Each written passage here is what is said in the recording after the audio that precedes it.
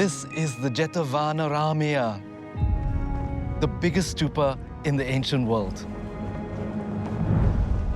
Almost 100 million bricks were used to build this.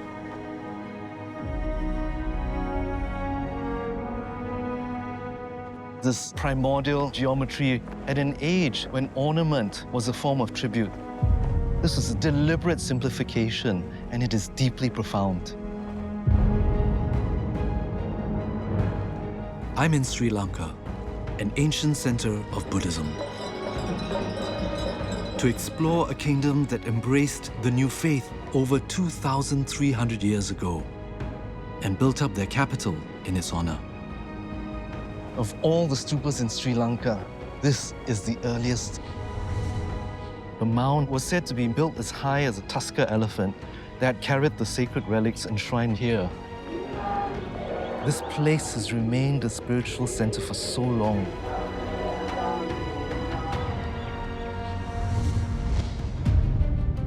Over a millennium and a half, they harnessed their mastery in engineering to thrive.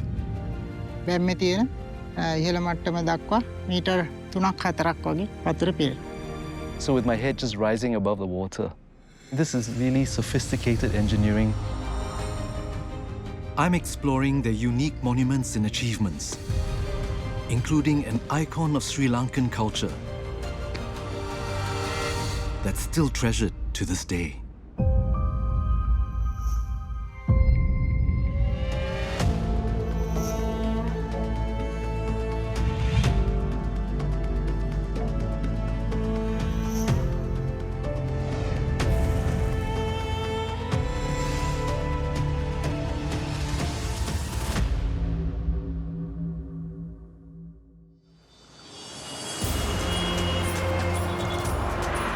To begin my journey into Sri Lanka's past, I'm starting at the central highland city of Kandy, the site of an annual highlight on the national calendar.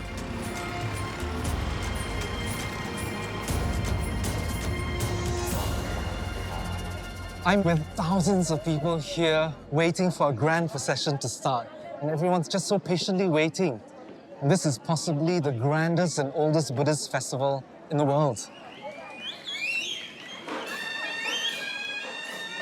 After nightfall, the parade kicks off. It's the climax of a 10-day event which takes place under a full moon in the lunar month of Esala.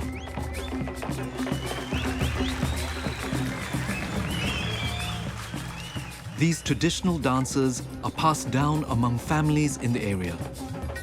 The spectacle is also said to derive from a ritual to seek the blessings of timely rainfall throughout the coming year. And soon, the arrival of some of the 50 elephants, one of which carries a sacred item. Now there, on the back of that majestic elephant, is the symbolic casket of the very holy relic, the Buddha's tooth. This whole pageant commemorates the arrival from India in about the 4th century of this sacred treasure, which established Sri Lanka as a Buddhist nation.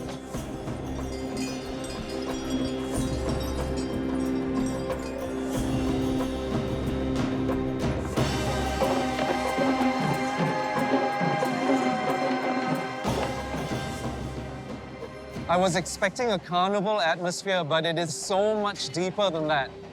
Never experienced anything like this.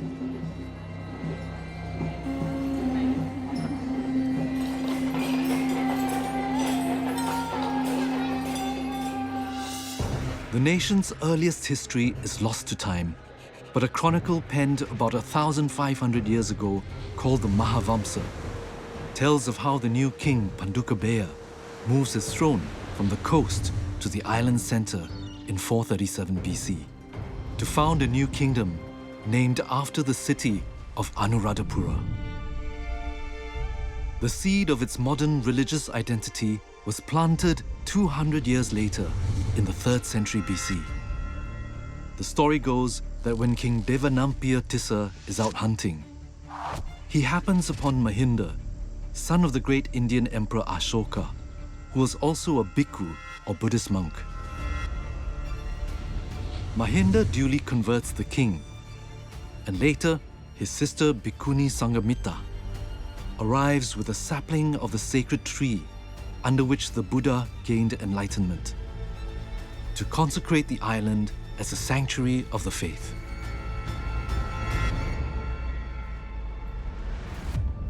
And that tree still stands.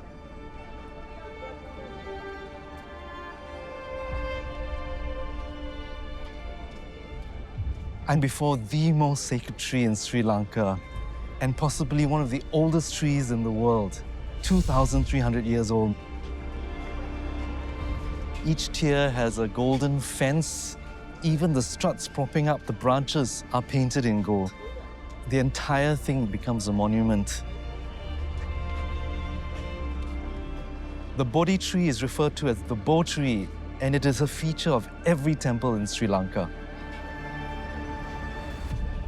It's Buddhism alive.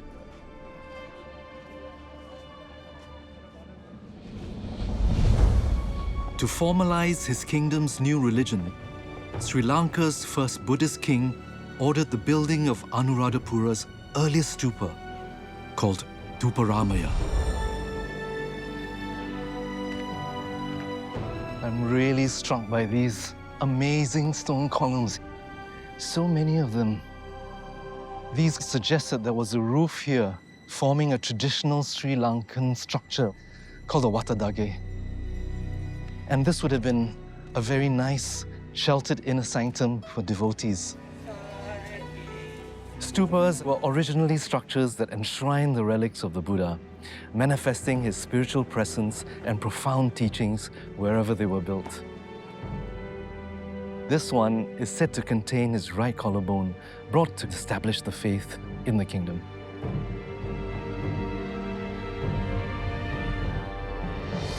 Over 2,000 years later, there are still some 12,000 temples and monasteries here.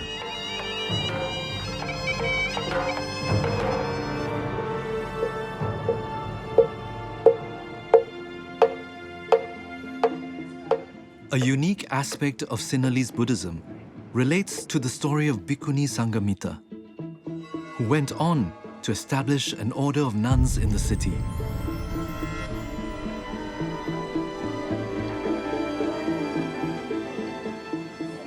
The esteemed title of Bhikkhuni comes from Sanskrit.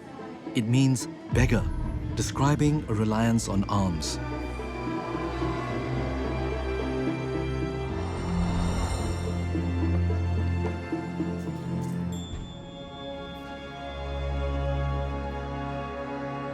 Anuradhapura was a key place in antiquity where women could be ordained into a spiritual path. Though the practice was later interrupted for about a millennium, the kingdom's old ways are seeing a revival. We started our monastery about 20 years ago. We started from 5 nuns. Now we have 150 nuns.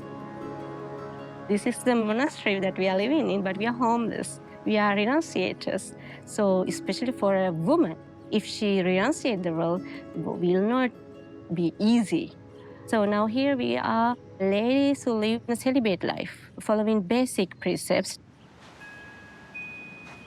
These aren't full bhikkhunis, but anagarika nuns, a title meaning homeless, that describes a layperson committed to lifelong Buddhist practice. They pass their time in study, contemplation, and cultivating mindfulness. To find out more, I'm joining a group of novices in their training. Close your eyes first. Take a deep breath. Relax. Relax. So, I have these eyes. My eyes are impermanent. These impermanent eyes are not mine.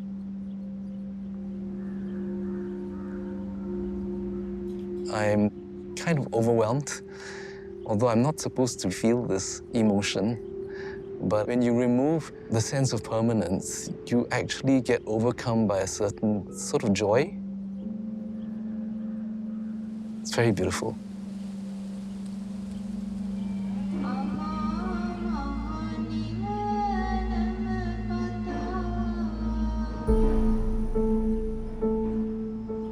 The energy of the nuns, it's so different from a monastery with monks. They have a certain kind of stillness which I really found inspiring. She didn't want to have a name. I think that was an expression not of privacy, but of her spiritual position. The island today is home to the longest continuous Buddhist observance of any nation. And that was partly due to disturbances in the faith's birthplace. While Buddhism originated in India, there it faced great socio-political challenges as well as the deep-seated influence of Hinduism. So Sri Lanka grew into a Buddhist stronghold, with monks visiting from as far afield as Southeast Asia and China. Buddhist teachings became an integral part of the local identity. But India was also a source of existential threat.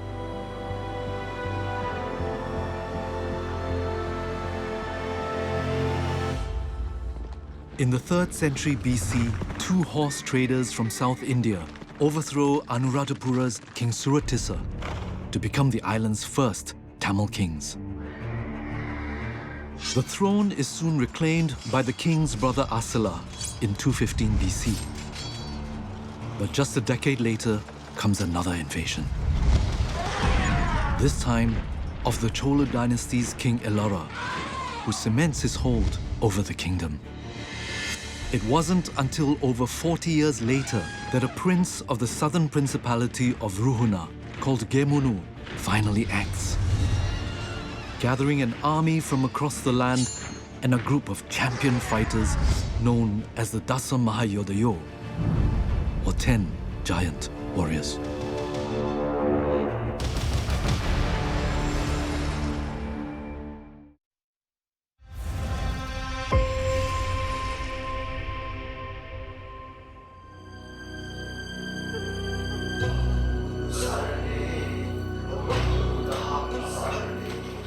I'm exploring how the Anuradhapura Kingdom defended themselves against invaders using an indigenous martial art called Angampora, which means body combat.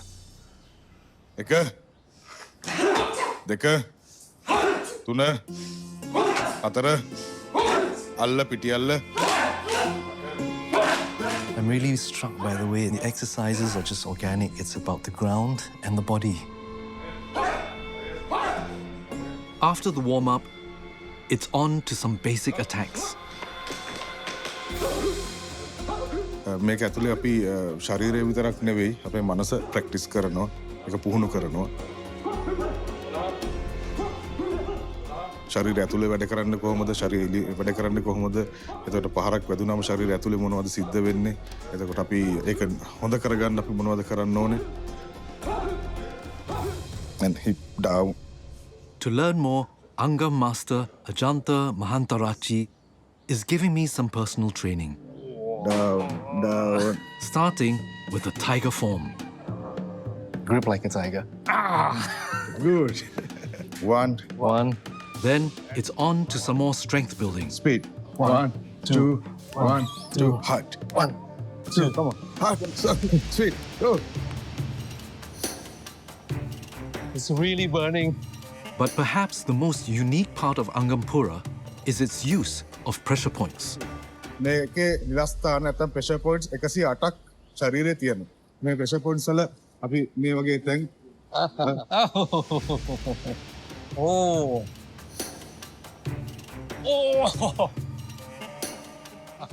That was very painful.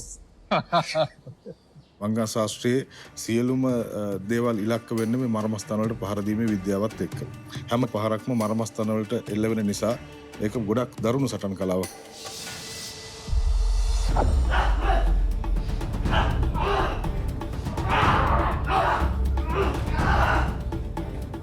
Angampora is depicted in ancient temple paintings on this island, grounding it as part of Sri Lanka's national identity.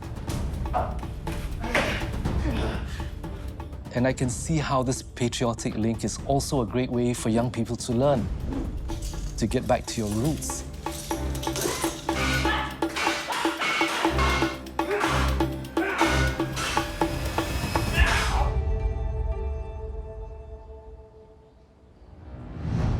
Together with his 10 chosen heroes, in 161 BC, Gemunu's army advances towards the capital and finally comes face to face with the Chola king, Elara.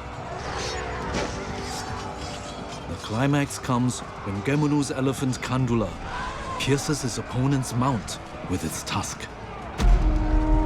giving Gemunu an opening to strike down the invader.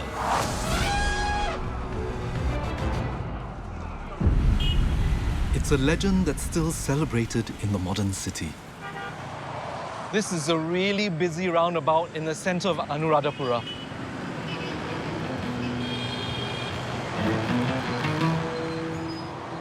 I really love this kind of street art. It represents the soul of the city and the creativity of the youth here. This one in particular, depicting the king on his grand elephant, and before him, the 10 champions who helped him unify Anuradhapura. Sri Lanka's chronicles relate that Prince Gemunu defeated as many as 32 regional lords to be crowned as king due to Gemunu. And after his conquest, the great general turned his sights on building up his capital into a spiritual center. This is the spectacular Ruan Weliseya, also known as the Great Stupa. The whiteness of its plaster symbolizing the purity of Buddhism. Several relics of the Buddha are said to be enshrined within, which made it a beacon for devotees worldwide. Some say its founding in about 140 BC was marked by the arrival of 30,000 Greek Buddhist monks, also called the Yona Bhikkhus, who arrived from Alexandria near Kabul. The ancient Greeks are famous for their pantheon of gods, so it's a wonderful surprise to learn that they were the early adopters of Buddhism. Imagine them all filling up this enormous platform. Anuradhapura's holy enclaves were an alternative to secluded mountain retreats. And in the following centuries, the population of its holy cloisters grew to as many as 10,000.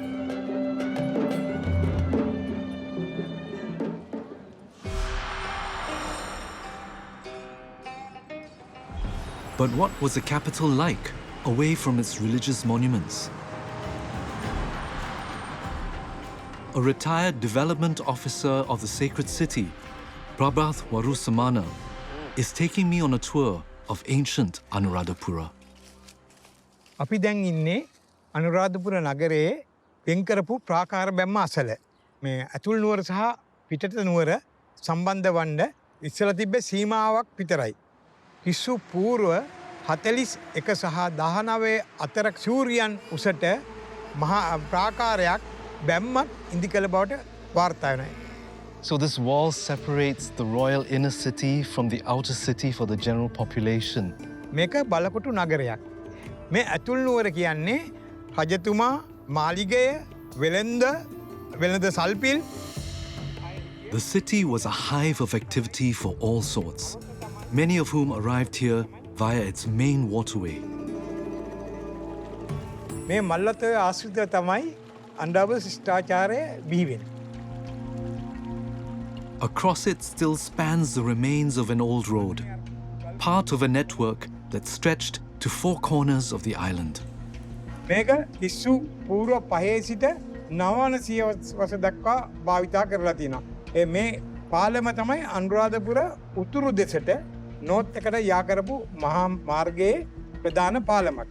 Solid slabs of strong rock. The design is very linear and simple. The partially restored Gal Palama or stone bridge reflects how their skill in construction helped the Anuradhapura Kingdom to grow. 4 roads were said to lead out of the city to enforce the king's authority. I can imagine people, pilgrims, cargo, merchants, all kinds of things would have been transported across.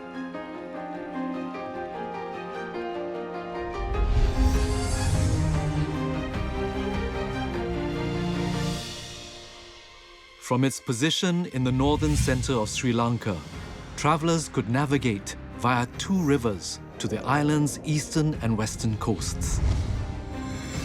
That in turn attracted merchants from different parts of the globe who came to buy the kingdom's spices and glassworks in exchange for their textiles and ceramics. And in Anuradhapura's archaeological museum, there are clues about how it flourished, partly thanks to some surprising visitors. Oh my goodness, these are Roman coins. I wouldn't have imagined traders reaching here from the west, but they were definitely intrepid merchants.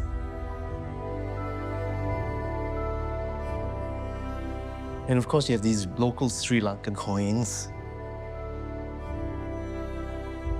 There are also Chinese coins from a later period.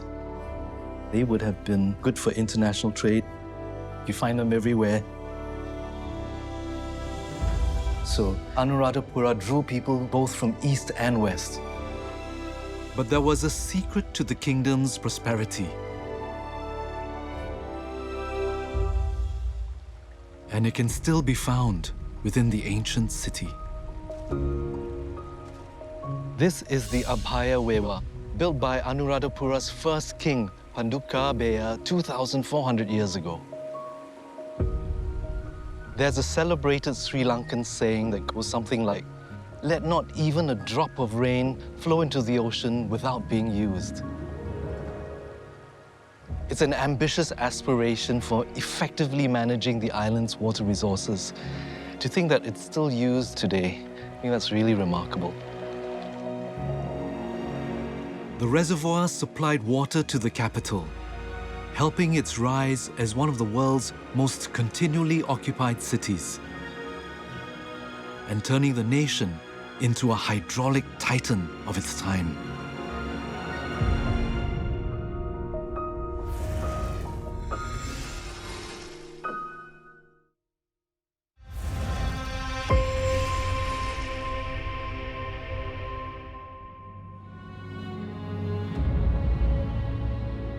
Towering almost 200 meters, the ruins of Sigiriya's ancient palace sits proudly atop Sinhagiri, or Lion Rock.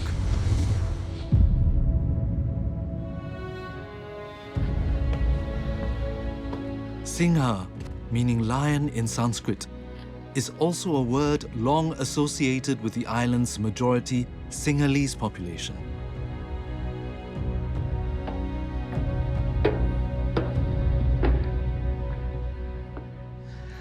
It's been 25 years since I was last here, and the view is still as magnificent as ever.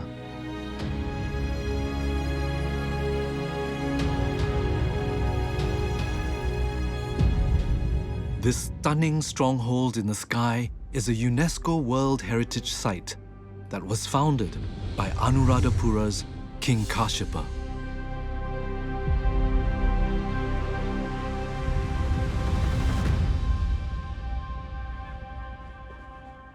එතකොට මේකේ අපිට දකින්න පුළුවන් ආසනයක්. මේ කොටසට කියනවා රජතුමා ආමන්ත්‍රණය කරපු කොටස. So that is the actual throne of the king. Senior archaeologist Priyanta Marasinghe is showing me one of the royal audience halls where the people's petitions might have been received. So imagine just this amazing floor with columns around, open to this magnificent view. It would have been a spectacular space. But for official declarations, a grander setting was used, halfway up the rock face between the court and palace. මේ පැත්තෙන් තමයි රජු ඇවිල්ලා ආසනේ වාඩි වෙනවා. මේක සිංහාසනය. Singhasana, Yes. a lion throne. Yeah. රජ්ජුරුවන්ගේ ඉහළ මාලේ ඉඳලා ජනතාව ආමන්ත්‍රණය කරන්න ප්‍රධානියන් ආමන්ත්‍රණය කරන්න එන්නේ මෙතෙන්ට. And what's so striking is that they've carved these very straight lines out of a natural rock formation. This is deliberately left very plain, and I think it expresses its power. I've seen the majesty in which the king ruled, but it's at a lower level of the complex that we can see the kingdom's might in engineering. මේක තමයි රාජකීය පරිහරණයට තිබුණ ප්‍රධාන ප්‍රෝකුණ. මේකේ ගොඩක් වෙලාවට බැම්මේ තියෙන ඉහළ මට්ටම දක්වා මීටර් 3ක් 4ක් වගේ වතුර පිරෙනවා. ෆිල්ටර් කරලා නල පද්ධති මගින් මේකට ගත්ත ස්වභාවයක් තමයි දකින්නේ. So, I mean, this is really sophisticated engineering for that time. මේක දැන් සමස්ත වෙහි කාලයට පුරවා ගන්න ජලය වර්ෂයේ පුරාම රඳවා ගැනීමේ උපක්‍රම පාවිච්චි කරලා තියෙනවා. Imagine this place brimming with water on such a high rock, and it never ran dry. What a miracle.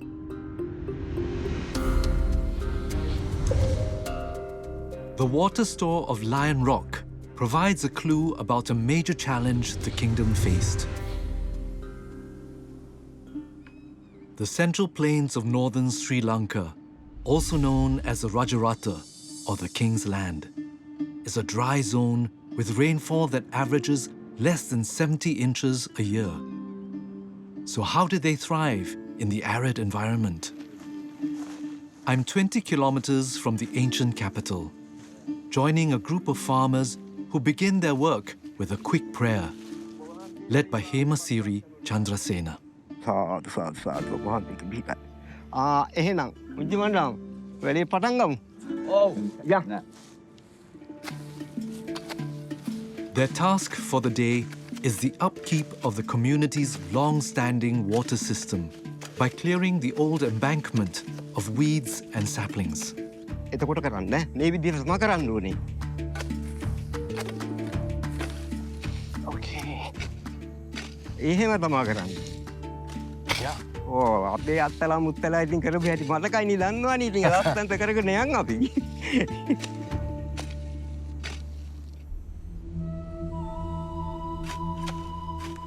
The maintenance also extends to the modern channels leading into their fields.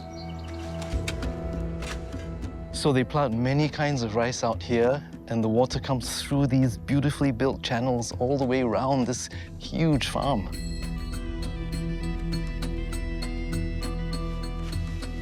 I love how the community memory keeps this place maintained over such a long period.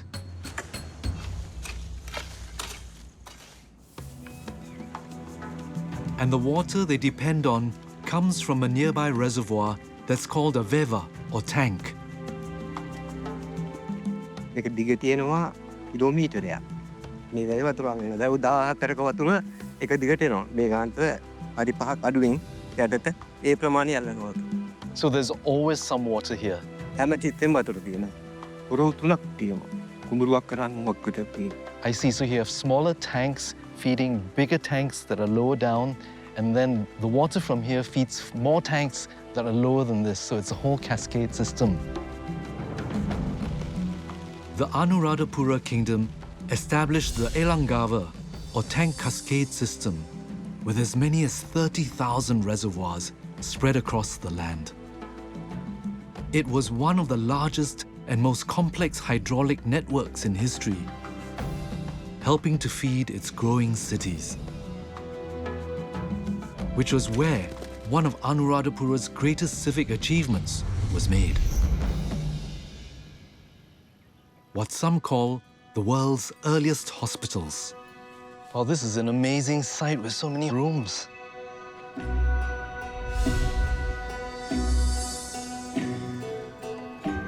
Archaeologist Gamani Samaranayaka is showing me how this facility was especially created for the kingdom's population of monks. විශේෂයෙන්ම මේ මෙතන අපිට දක්න ලැබෙන පේලි හතක දෙවෙනි සේන රජතුමාට අයත් සෙල්ලිපියේ වෙදහලක් ගැන සඳහන් වෙනවා. Wow, so this is over 1,200 years old. And under royal patronage, monks from around this area would end up getting healed of their illnesses here. Further inside is evidence of the treatment that was offered. Oh, what is this amazing stone bath? රෝහල් පරිසරයට අයිති බෙහෙත් ඔරුව කියලා තමයි මේකට කියන්නේ. මේක ඖෂධීය දියර තුල පුජ්‍යලය බැස්සුවෙන් පස්සේ විශේෂයෙන් මේ සර්ප විසට චර්ම රෝග වලට මේක ඇතුළත ශරීරයේ බස්සලා ඉන්පසුව මේක බෙහෙත් වලින් කියන්නේ දියර වලින් ශරීරයේ වැහෙන්න පුරවනවා. We can clearly see the outline of a figure. It slopes up to the head, right? So it's actually in a higher position, and I suppose this prevents the head from moving. ගිලන් වෙච්ච භික්ෂූන් තර වෙලා උඩම් මහත් වෙලා රෝගී තත්ත්වයන්ට ගොදුරු වෙච්ච අය භික්ෂූන් උදෙසා තමයි විශේෂයෙන්ම මේ ඔරු තියෙන්නේ. And on the other side of the complex is a bigger room called the Jantagara. Oh my goodness.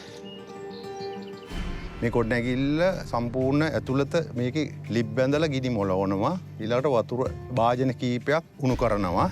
තෙල් ගාලා එහෙම නැත්නම් මැටි වර්ගත් එක්ක තෙල් කලවම් කරලා ගාලා මේක ඇතුළත හිටියයින් පස්සේ ස්ටීම් වෙනවා මේ ඇඟ ඔක්කොම. There's also a piping system. We can see the drainage channel out there at the corner. So this is an area to rinse off all the oil and treatment poultices to clean up before leaving. Many of Sri Lanka's ancient health practices have been passed down over the centuries, including the use of its abundant herbs and spices. There he goes. He looks very experienced, actually. Shivangi Tenakone's family runs a health clinic with some nimble staff who forage daily for this particular foliage. මේ කොලයක් දාන්න පුළුවන්ද බීමට? It's a key ingredient used in many of their traditional remedies. This is called the neem tree. Neem leaf is famous, right? Yeah, this tree is usually found in many parts of Sri Lanka. And it's a popular tree also in India. Many Sri Lankans are aware of this tree because it has lots of benefits. It's something I've grown up hearing often, that it cures many illnesses. If you have a rash, you can make it into a paste and apply it on your body. When I was small, I used to get rashes because of certain bugs. It worked really well for me. The collected leaves are then carried back and prepared for use. Wow. And its soothing effects are combined with another ingredient the island is famous for. This is cinnamon oil. It's extracted from the leaves instead of the bark itself. This is very good if you have high blood pressure. It's amazing because I usually associate cinnamon with cooking and spices, but this is for absolutely. healing. So this is all going to be used for our steam bath. The neem leaves and cinnamon oil all go towards recreating this ancient therapy.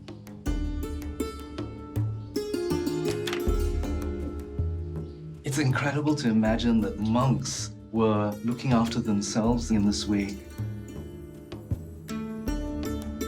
This treatment is so old and it has a spiritual dimension as well.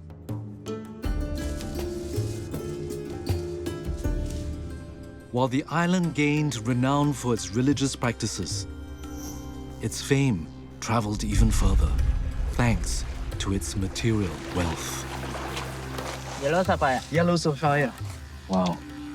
Huge.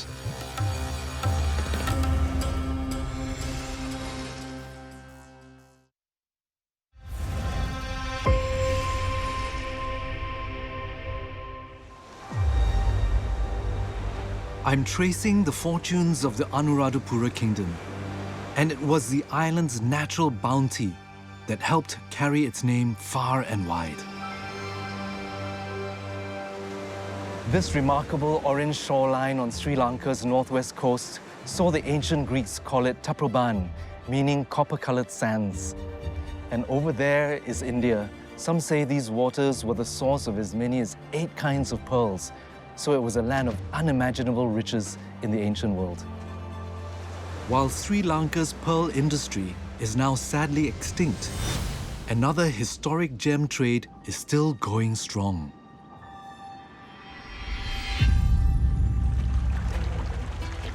we're sifting through dirt from the island's southwestern hillsides in search of treasure. It's okay? It's like magic. The loose soil is floating away and leaving the harder, heavier stuff.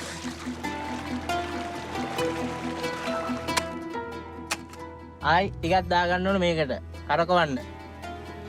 ආයි එහෙම්මම කරකවනවා. One more time. Hope my back can take it.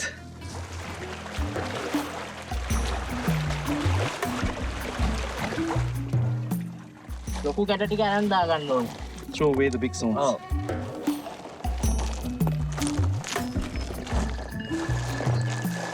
Oh. Is this something?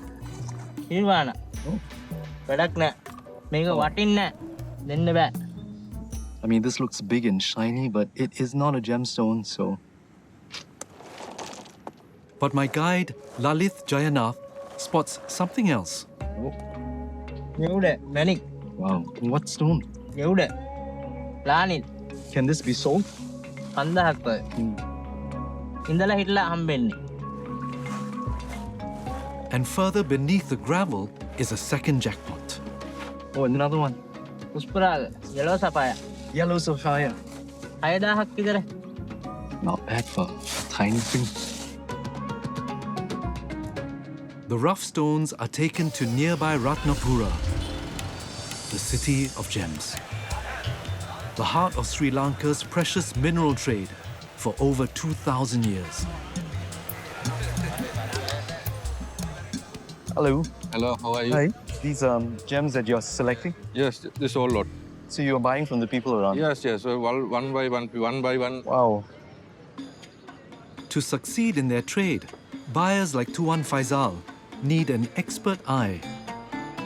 So many people are coming around with little tiny gemstones, and then the better ones he picks out, examines them more closely. 2,000. We check the put in oil. You can see bubbles, cracks, quality checking. The special light is used to check whether there are flaws, so the less bubbles or cracks, the better. Not good quality. Not good. Too many flaws.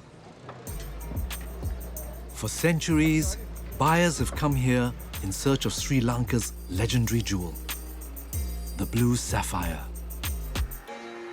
This is amazing. I've never seen a stone being cut or polished. How do you work on it when it is so small? මේක millimetre 4. මේක අපිට ගොඩක් පුංචි නෙමෙයි. මේට වඩා ගොඩක්ම පුංචි 1 මිලිමීටර් එකේ වගේ සයිස් වලටත් අපි ගහනවා.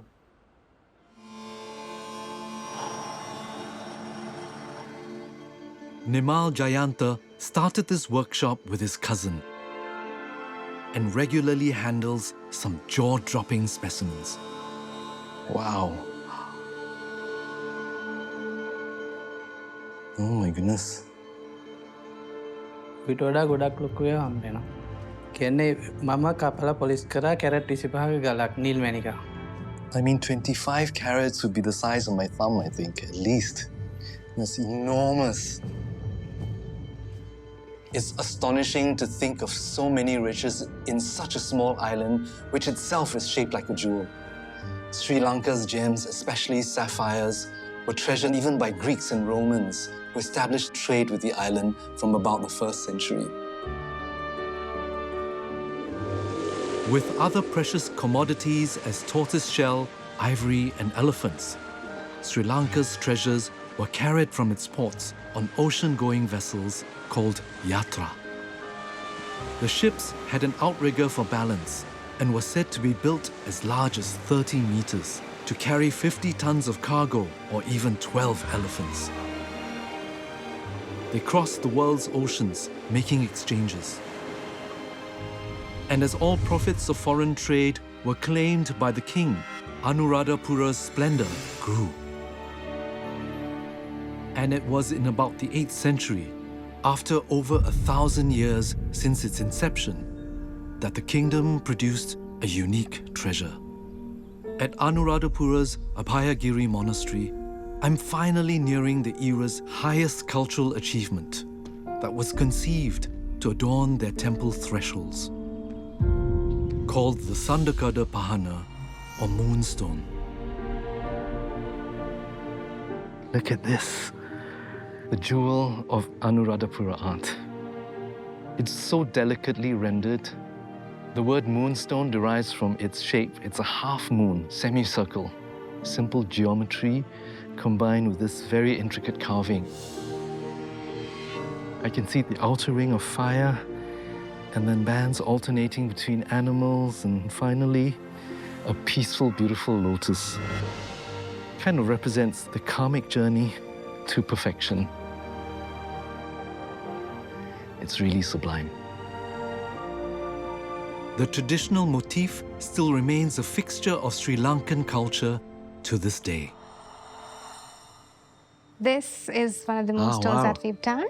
The quality is amazing. They almost look like the real thing. We've got inspired from the Anuradhapura Perahera. This is almost similar. It's not exactly the same. Yeah, in this version, the animals are much more distinct. The elephant, the horse, the cow, lion, and ox. Very clear. This workshop is a family business that was established by a stonemason. Its youngest member, Pumi Kitulguda, is also a trained architect. That depth is achieved with the machines. To go further, we use hand tools, Who are the buyers of these moonstones? mostly temples. This particular one will take at least 3 to 4 months, but some take 1 year.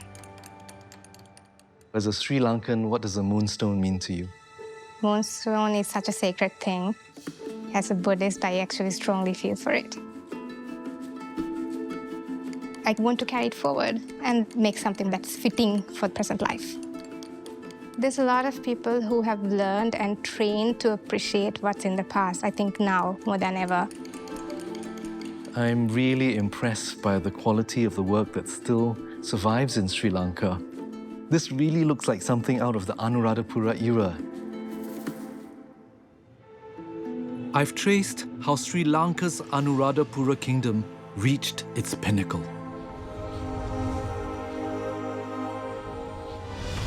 But soon after, unparalleled attacks come in the year 993. As South India's Chola Empire invades the capital, ending the kingdom by 1017. In 1070, their successors seek to recreate their former glory at a more defensible location to the south. But fate was against them.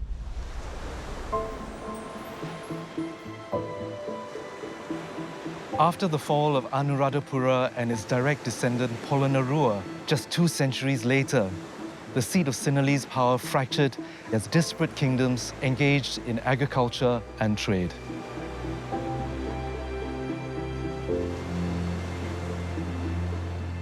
Invasions from India remained a threat, but the island eventually came under the power of colonial Europe, the Portuguese, Dutch, and British, and only regained its sovereignty in 1948.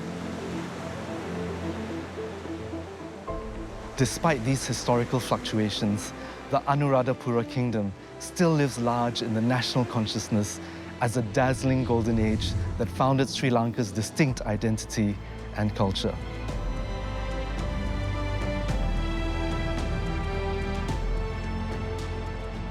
And I'm seeing how the era is remembered by an artist specializing in recreating its timeless masterpieces.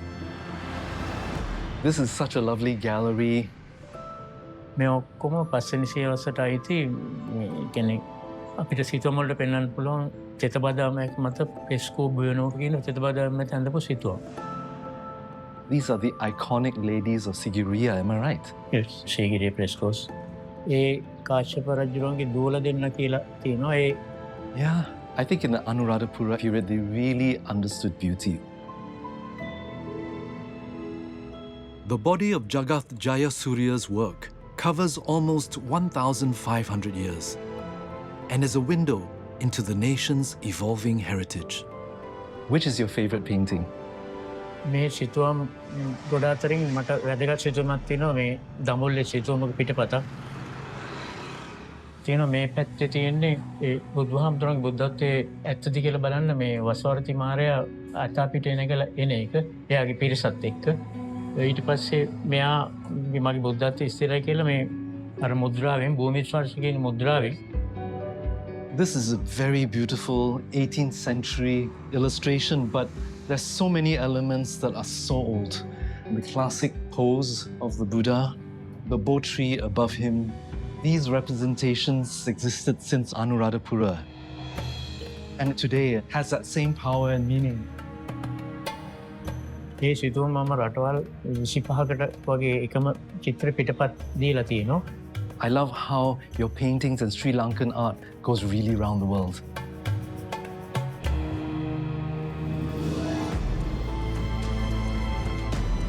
I'm at the end of my journey, having delved into Sri Lanka's founding kingdom, its deep spirituality, age-old practices, and enduring achievements that still live on in the modern South Asian nation.